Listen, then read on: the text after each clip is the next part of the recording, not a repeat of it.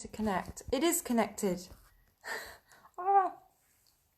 Hi everyone.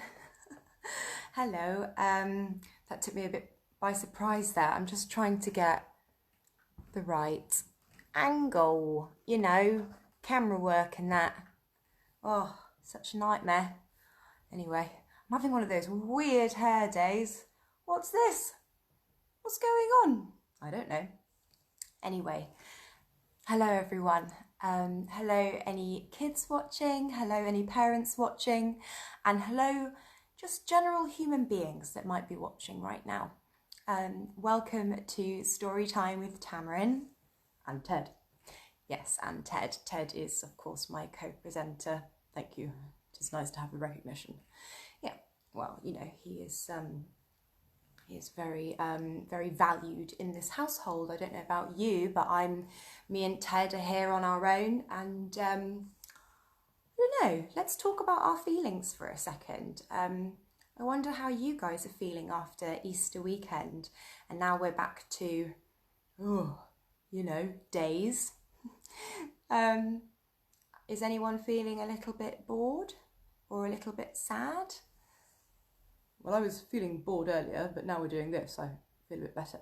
Yeah, me too. I always feel better when I'm doing something that's contributing and feels like it might be helping people. But I felt a little bit sad today, and I know that that's okay. Hi, Alex. Hi, Ben. And these feelings come and go, and it's okay. So at the moment, I feel quite happy because I'm talking to you guys. So yeah, I hope you're doing okay. And if you're a bit sad, that's okay. Let it be. So welcome to Storytime with Tamaryn.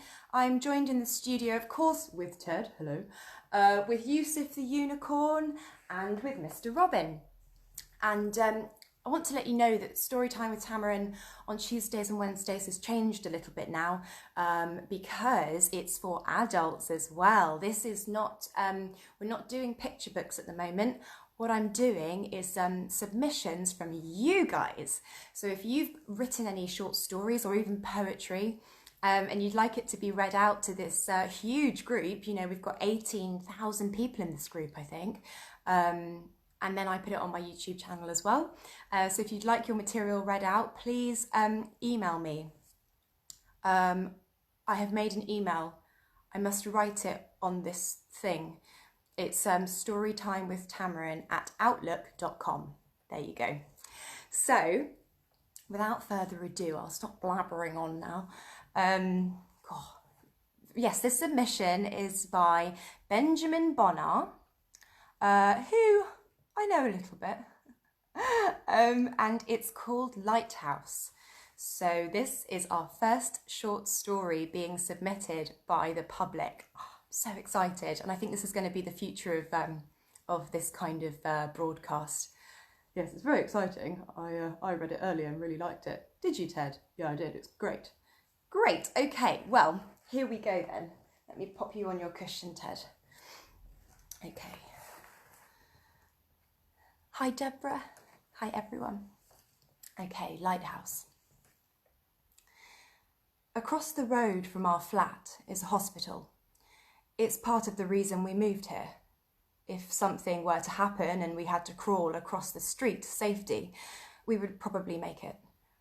Not long after we moved in, a light in one of the hospital windows began to turn on and off. At first, the flashing was annoying, but after a while, we grew used to it.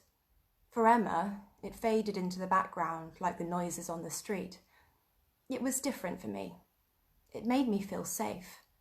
Day or night, it was there, shining its light out into the world, as if to say, I am here, I am alive.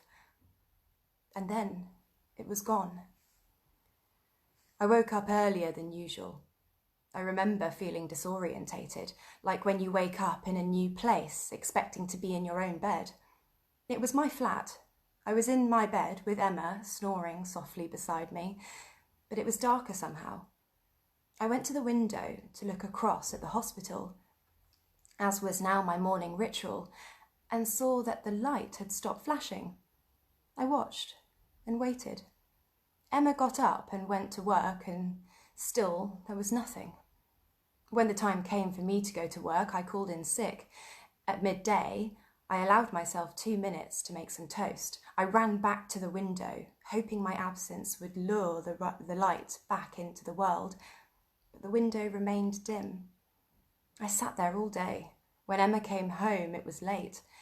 When she asked me if I was coming to bed, I ignored her. How she could think of sleeping was beyond me. It was 3 a.m. when I decided something had to be done. I was sure it was nothing, but then there was that voice. What if it is something and you do nothing? As I was getting changed to leave, Emma asked me where I was going. I told her I was having an affair. It seemed easier to tell her that. Then I was out the door, down the stairs and on the street. In the confusion, I left my jacket. It was cold outside. Lucky we lived so close. Inside the hospital, I tried my best to avoid the receptionist, but she saw me anyway. "Hello, sir. Are you looking for something?" she asked, as if she knew. "A friend," I replied. It was the first thing that came to my mind. "9th floor." She smiled and returned to her work. The lifts were out of order, so I took the stairs. They seemed to go on forever, spiralling upward. I felt like I was on a quest, a knight-errant, searching for his holy grail. As I climbed higher, the walls began to close in around me, and somewhere outside I could hear the faint sound of waves crashing over rocks. When I finally reached the 9th floor, I found it was being renovated. The walls had been torn down and electrical cables hung down from the roof, swaying slowly like seaweed caught in a current. On the far side of the floor was a room. From inside I could hear the waves, like a siren song beckoning me to follow. So I did. I waded through the electrical seaweed forest, the sound of the waves intensifying with each step. I reached the room. The door handle was wet. The sound of the tumultuous sea was deafening.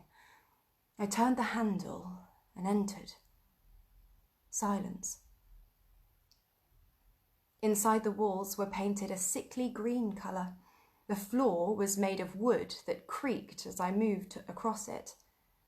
The room was empty except for a dark oak table and chair that sat beneath a window. There was no light in the room, but it was illuminated by the street lamps that shone through the window. I could see my apartment from there. Emma would no doubt be worried. No matter, I would be home soon.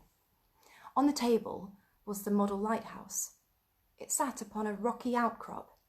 Moss was growing around its base, and the stone was old and worn, having been battered by ocean gales and thunderous waves since the birth of the sea. But the lighthouse stood strong. It stood tall, like a sentinel in the dark, a beacon of hope defying the dominion of the night. But its light was dimmed. Someone had unplugged the model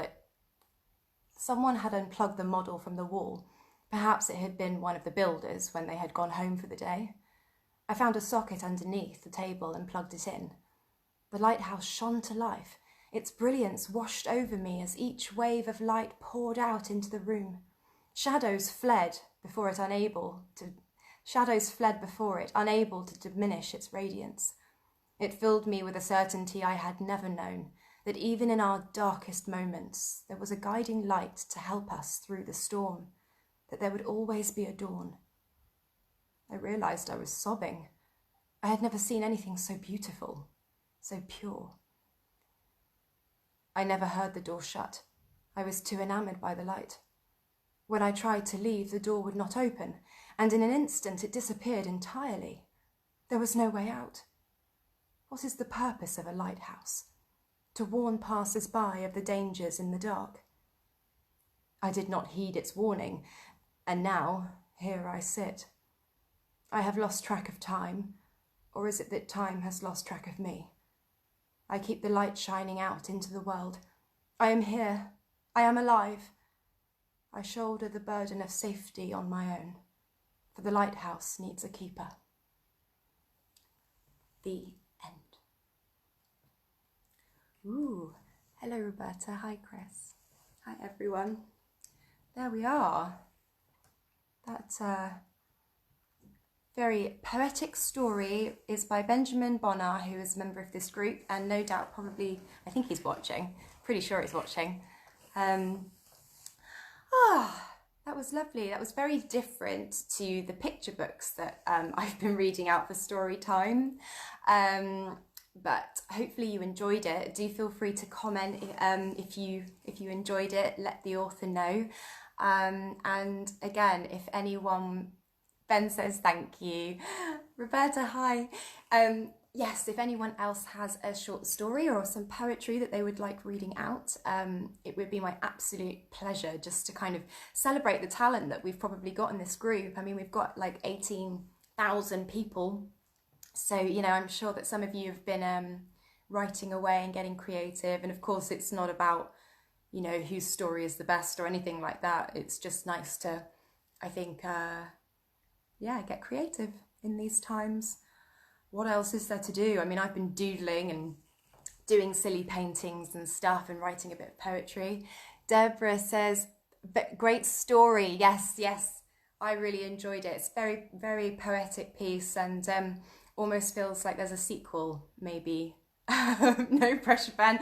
We've already got loads of things we're meant to be doing, and I think asking you to write another story is a bit much, but yeah, so guys, I will write in the comments the email that I've created so that people can submit stories and poetry to me.